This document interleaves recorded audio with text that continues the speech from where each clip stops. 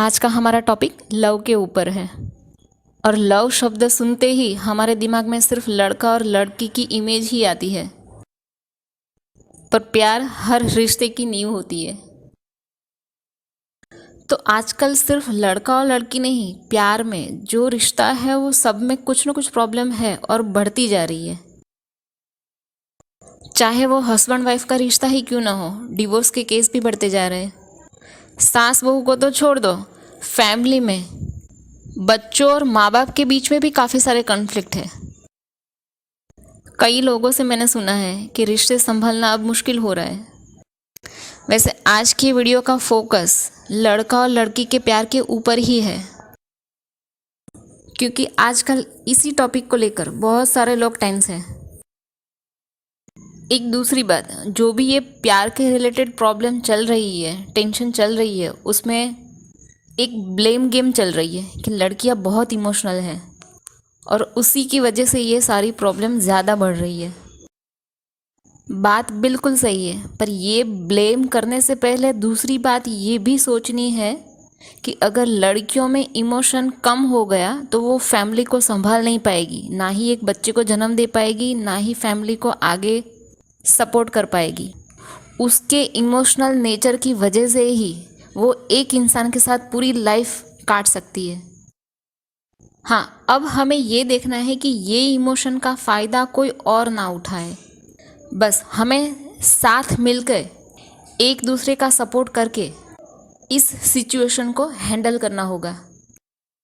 तो मेरे पास कुछ है कहने के लिए, शायद हम सबके काम आ सके। हालांकि ये कोई नई बात नहीं है जो मैं कहने जा रही हूँ, पर शायद हम भूल चुके हैं, बस याद दिलाना था। मेरी समझ ये कहती है कि इस प्रॉब्लम के सॉल्यूशन के लिए हमें अपनी फैमिली वैल्यू इंक्रीज़ करनी चाहिए। वो कैसे होगी? 2 तरीके से। पहला, पूरे दिन में से शाम का खाना यानी डिनर एक साथ फुल फैमिली खाएंगे। और दूसरा, हम रात को सोने से पहले एटलीस्ट आधा घंटा फैमिली के साथ एक दूसरे के साथ बैठ के गॉसिप्स करेंगे। No phone, no television, only gathering. एक तीसरा काम हम ये भी कर सकते हैं कि फैमिली में जो भी डिसीजन लेना हो वो सारे फैमिली मेम्बर्स साथ में मिलके एक दूसरे का ओपिनियन लेके ही ले। हम यहाँ पे गलती कर जाते हैं, छोटे लोगों को ये बोल के चुप करवा देते हैं कि चुप बैठो, बड़ों के मामले में मत बोलो, तुम्हें कुछ पता नहीं होता है। पर ये गलत है। अगर आज छोटी छोटी प्रॉब्लम में वो लोग अपना इन्वॉल्वमेंट दिखाएंगे, कुछ न कुछ सुनेंगे या कुछ अपनी बात बताएंगे, तो फ्यूचर में उनके लिए डिसीज़न लेना आसान रहेगा। वो लोग बात की गहराई को जान पाएंगे और काफ़ी बार पार्टिसिपेशन करने की वजह से उनकी थिंकिंग पैटर्न भी चेंज होगी। तो भले ही परिवार का सदस्य छोटी उम्र का हो, पर ओपिनियन ज़रूर लेना। इससे हम उनके माइंड को भी रीड कर पाएंगे कि वो किस लेवल तक सोच सकते हैं। और अगर प्रॉब्लम आई और अकेले डिसीजन लेने की बारी आई तो भी वो किस हिसाब से ले सकते हैं। अब इससे होगा क्या? देखो, एक बात क्लियर है, हम अपनी फैमिली को टाइम और अटेंशन 2 चीज़ देनी चाहिए जो शायद हम नहीं दे पा रहे हैं। रीज़न कुछ भी हो सकता है। इससे फैमिली मेम्बर्स के बीच बॉन्डिंग बढ़ेगी। और अगर हम फैमिली मेम्बर्स एक दूसरे को कुछ कह सकते हैं, एक दूसरे की सुन सकते हैं, अपना मन खाली कर सकते हैं, तो कोई तीसरा नहीं आ सकता। मतलब कोई बाहर वाला हमारी फैमिली को डिस्टर्ब नहीं कर सकता। देखो, प्यार होना या प्यार करना कोई गलत बात नहीं है। ये कभी भी कहीं भी किसी के भी साथ हो सकता है। ये गलत तब होगा जब लाइफ की वैल्यू पे बात आएगी। और हमारे लाइफ की वैल्यू क्या है, किसके लिए, ये सिर्फ और सिर्फ हमारी फैमिली ही जानती है। अगर फैमिली में एक दूसरे के साथ सभी को खुल के बात करने का मौका मिले, रोज़ नहीं, हफ्ते में कुछ दिन ही सही, तो भी फैमिली में एक दूसरे के साथ बॉन्डिंग बढ़ती जाएगी। हम अपनी लड़कियों को अवेयर कर पाएंगे कि समाज में कौन सही है, कौन गलत है, क्या सही है, क्या गलत है। और आजकल तो फैमिली भी समझ सकती है कि हम ऐसे माहौल में हैं कि प्यार होना इजी है, लेकिन उसे जानना समझना ये भी ज़रूरी है। इसलिए डेट पे जाना भी नॉर्मल बात है।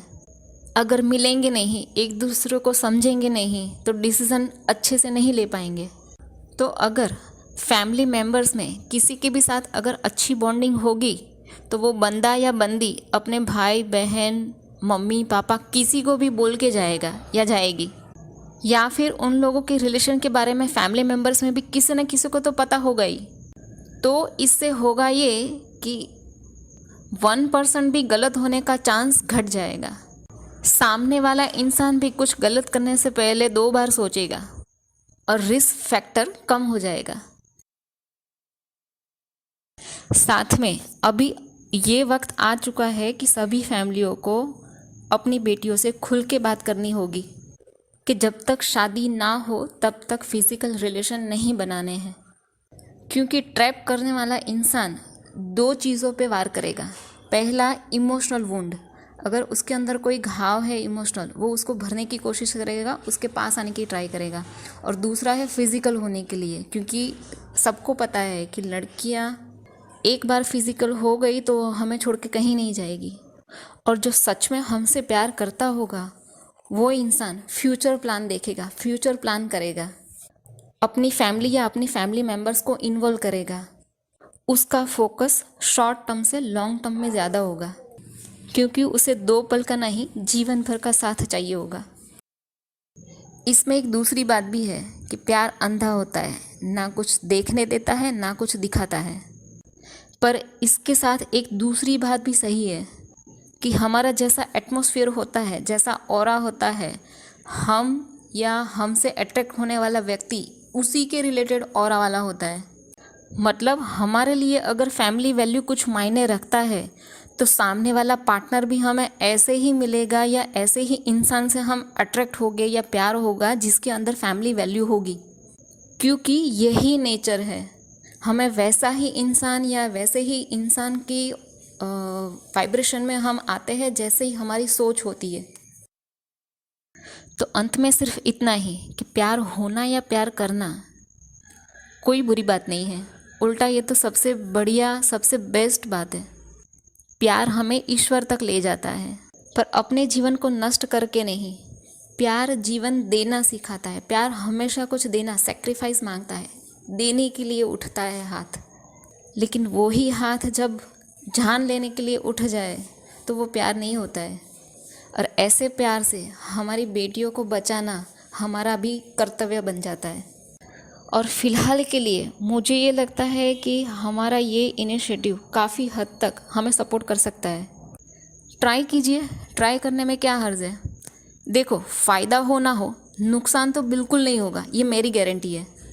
तो अपना कीमती समय अपनी फैमिली को भी दीजिए, इंक्रीज़ फैमिली वैल्यू। प्लीज़, अगर आपको ये वीडियो अच्छा लगा हो तो शेयर कीजिए, शायद किसी का भला हो जाए।